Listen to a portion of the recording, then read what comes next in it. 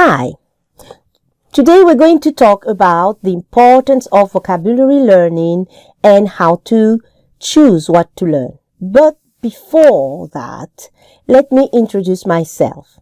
I am Jerry and I am a foreign language and accent reduction coach.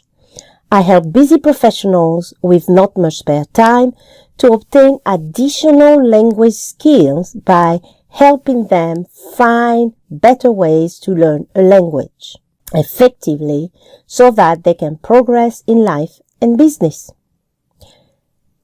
Vocabulary is at the center of language learning. Without it, our communication remains very basic and we face frustration when we are unable to share our thoughts. When we make the decision to learn a language, we all know that we'll have to learn new words and grammar to be able to use this new acquired tongue.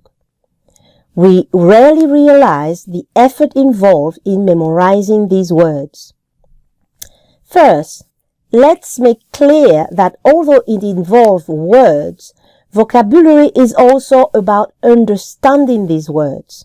Vocabulary is then defined as the words of a language, single items and phrase and chunks, which are several words which convey a particular meaning. What does this mean?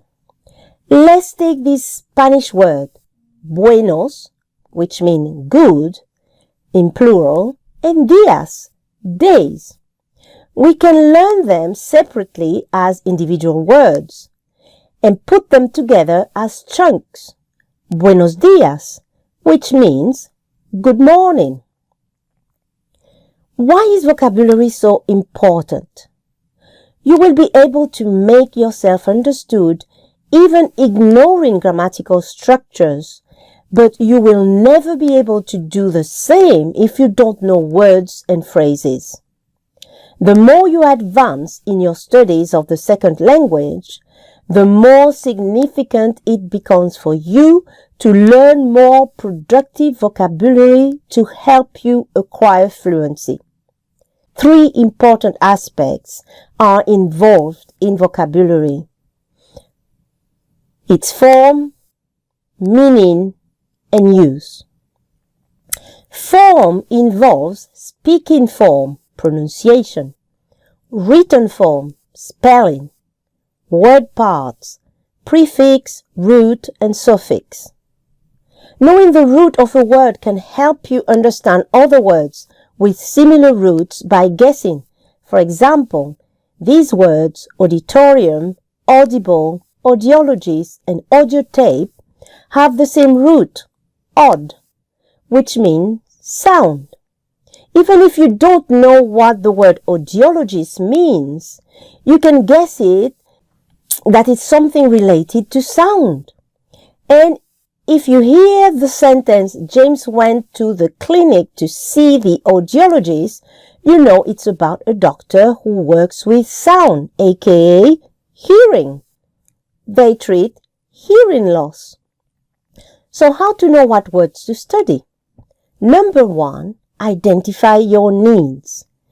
If you know the reason why you study in the language, learn first the vocabulary that you know you will be using.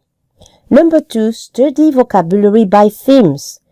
Create a list of vocabulary by themes. For example, going to a restaurant. Find out as many related words as possible and find a short definition or a description for each. Write an example sentence for each item. This will allow you to establish connections and it will be much more easier to memorize the new words. If you want to grow your vocabulary fast, for every new word you find also 2 or more synonyms and 2 or more antonyms. Write also a sample sentence for each word. 4. Make vocabulary trees. You might want to study items in your kitchen, for example. Kitchen will be the trunk of the tree, and kitchen appliances, cutlery, food, etc. will be the branches, And the leaves will be, if we take cutlery as an example, fork, knife, spoon, teaspoon, etc.